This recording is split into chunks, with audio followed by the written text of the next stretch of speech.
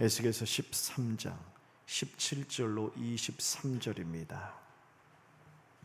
구약성경 1167쪽입니다. 에스겔서 13장 17절에서 23절까지 한 절씩 교독합니다. 에스겔서 13장 17절에서 23절입니다. 너희 인자야, 너희의 백성 중 자기 마음대로 예언하는 여자들에게 경고하며 예언하여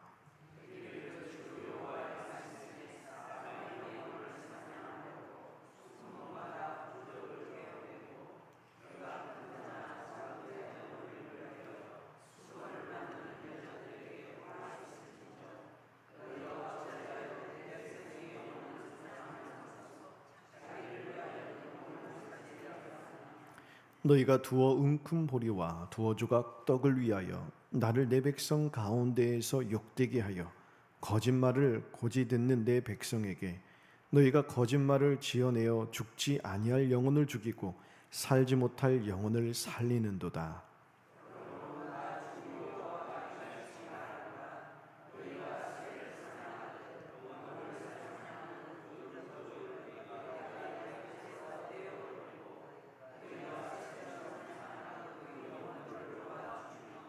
또 너희 수건을 찢고 내 백성을 너희 손에서 건지고 다시는 너희 손에 사냥물이 되지 아니하게 하리니 내가 여호와인 줄을 너희가 알리라.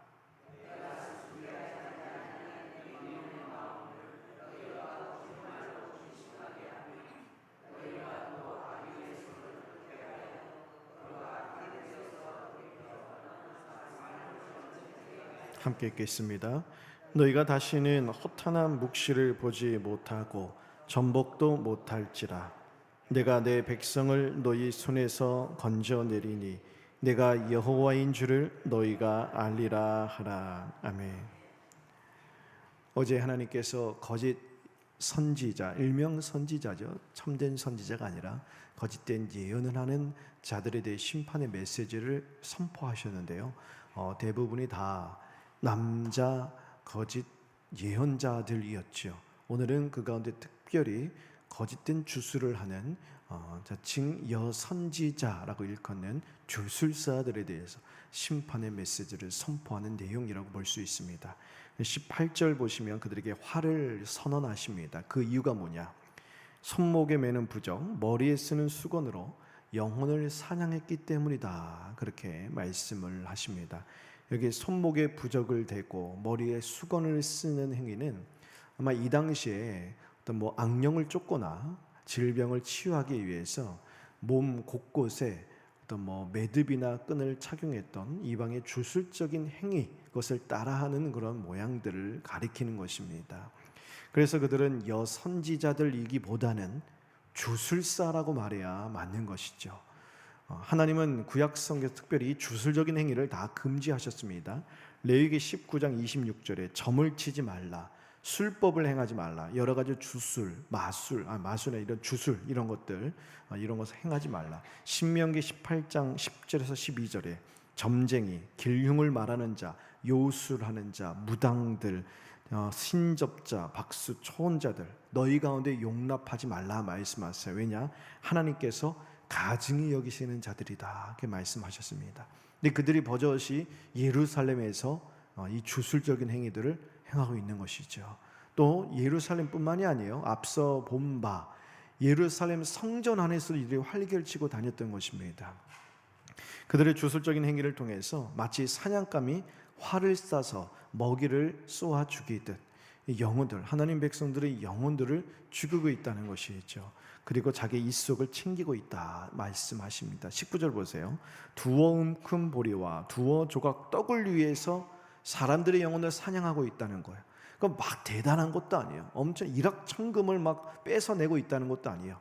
두어만큼 움큼 보리와 두어 조각 떡, 먹고 살기 위해서, 딱 먹고 살기 위한 목적으로. 왜냐면 지금 이제 바벨론이 막 포위를 하니까, 성을 포위하니까 너무 공고해지고 먹을 것도 없어서 너무 이제 참담한 환경 가운데 되니까 오늘 당장 먹을 수 있는 그 식량을 위해서 영혼들을 그렇게 막 사냥하고 다닌다는 것이죠. 20절 21절에 그들에게 부적과 수건을 모두 제거하시겠다 하느님 말씀하세요. 그래서 그들의 사냥한 영혼을 자유롭게 하시고 더 이상 당신의 백성이 그들에게 사냥물이 되지 않게 하시겠다 말씀하십니다. 또 다른 그들의 문제점이 무엇이냐, 22절에 보면 의인들의 소망을 절망으로 바꾸었다 이야기하는 것이죠. 의인들의 마음을 거짓으로 괴롭히고 악인들은 더욱더 뻔뻔하게 악으로 치닫도록 그들에게 이제 영혼을 마비시킨 것이죠. 그래서 23절 앞으로 어떤 묵시도 보지 못하고 점도 치지 못하게 되리라 말씀하십니다.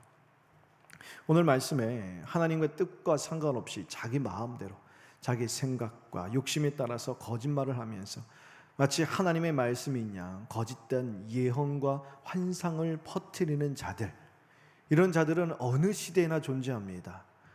요즘만 활개치는 게 아니에요. 교회의 역사를 보면 초대교회 때부터 있었고요, 교회의 역사에서 항상 존재했습니다. 그리고 오늘날 이러한 자들이 너무나 많이 활개를 치고 있습니다. 교회 밖에서뿐만이 아니에요. 교회 안에서도 버젓이 교회라는 간판을 내걸고 거짓된 환상과 예언을 하며 할 수만 있으면 믿는 자들도 미혹하는 그런 사탄의 수와 노릇을 하는 자들이 너무나도 많다는 것이죠. 이런 메시지에 미혹되어서 끌려가다 보면 참된 말씀을 듣지 않습니다. 그냥 하나님을 바르게 알지 못하고 바르게 섬기지 못하게 돼요. 영혼이 마비되기 때문에 그렇습니다. 참된 말씀을 들을 줄 아는 귀가 닫히기 때문에 그렇지요. 참과 거짓을 분별하는 능력이 다 사라집니다. 그래서 하나님의 말씀을 바르게 듣지 못하기에 사망의 길로 빠지게 되는 것이죠. 오늘날 교회 안팎으로 이런 일 참 너무 많지요. 하나님의 말씀이다 하면서 하나님의 이름을 들이먹이면서 포장하여서 자기의 말을 외치고, 그래서 결국은 온갖 자기 이속을 챙기기 위해서 사람들의 그러한 재물을 뺏고 갈취하고 학대하고 심심치 않게 우리 주변에서 많이 찾아볼 수 있어요. 그래서 그런 단체를 보면 결국 어제 말씀드린 것처럼 무엇을 벌면 아냐, 돈과 명예와 자리에 대한 태도를 통해서 볼 수 있다는 거예요. 일명 그들을 이끄는 목회자라고 하는 자들. 그래서 어떤 이런 단체에 빠진 자들 보면 결국은요 다 갖다 바치게 돼 있어요. 그래서 인생이 망하고 가정이 파탄되고 그래서 삶이 파멸로 이끌림 바 되게 되겠지요. 그래서 그런 교회 목회자들 보면은 결국 온 자기의 몸을 명품으로 치장하게 되고 자기들의 살아가는 삶을 보면 온갖 재물로 다 가득 채우게 되고 막 해외 선교를 간다고 이야기하면서 결국 가는데 해외 선교가 아니라 그냥 아주 휘황찬란한 아주 호사스러운 그러한 막 여행을 다니고 막 헌금을 막 갈취해서 결국 자기 배를 누리는, 그러면서 거짓된 그러한 환상과 예언에 빠져들었기 때문에 이 참과 거짓을 분별하는 이 눈이 벌써 멀어진 거예요. 영적 소경이 된 거예요. 헤어나오지 못하는 거예요. 마치 이 시대에 유행하는 그런 마약과 같은 거예요. 영적인 마약인 거예요. 거기 한번 빠져들면 헤어나오지 못하고 계속 거짓된 메시지, 거짓된 그런 예언, 거짓된 환상으로 자꾸 그 자리에서 영적인 그런 죄악의 소용돌이에서 빠져나오지 못하고 거기에 머물게 되는 것입니다. 사실 그런 곳에 빠진 분들을 보면 이해가 되지 않죠. 야, 어떻게 저런 데 이렇게 빠져들까? 어떻게 쫓아다닐까? 사실 우리도 절박하고 공고한 때가 닥치면요 별반 다를 바 없다는 그런 연약한 자임을 우리는 인정해야 합니다. 우리도 다를 바 없어요. 그런 상황, 그런 자리에 빠지게 되고 그런 진짜 우리의 삶의 절박하고 공고한 가운데 빠지게 되면 우리 사리 분별을 하지 못할 수도 있습니다. 우리 별반 다를 바 없지요. 우리 자신도 그런 영적인 미혹에 취약할 수 있는 연약한 자임을 우리는 인정하며 겸손한 마음으로 우리 자신을 돌아봐야 됩니다. 그런 거짓된 영에 미혹되지 않도록 하나님의 바른 말씀에 귀를 기울일 줄 아는 영적 귀를 열어주시고 그런 영적 분별력을 더해 주시기를 하나님 앞에서 그런 은혜를 간절히 구해야 하는 것입니다. 우리가 그래서 거짓된 가르침에 현혹하는 말에 귀를 기울이지 않고 더욱더 하나님의 진리의 말씀을 더욱더 바르게 믿고 그 말씀에 굳게 서서 우리를 하나님께로부터 멀어지게 하는 그런 거짓된 어둠의 세력, 거짓과 힘써 싸워 나갈 줄 아는 그런 바른 말씀과 바른 신앙의 길을 걸어가는 저희 모두가 되어야 하는 것입니다. 무엇보다 우리가 지금까지 온갖 거짓된 가르침에서 보호받을 수 있도록 하나님께서 우리를 안전하게 지켜주신 것에 감사할 줄 알아야 합니다. 우리가 바른 교회를 만나고 바른 교회 안에서 바른 목회자를 통해서 바른 말씀을 듣고 바른 성도들과 함께 바른 신앙의 길을 걸어갈 수 있는 것, 하나님이 주신 큰 은혜예요. 이런 은혜를 주신 하나님 앞에 감사하면서 더욱더 하나님의 바른 말씀을 듣고 바른 믿음 위에 우리 신앙을 바르게 경성케 하는 일에 힘써야 합니다.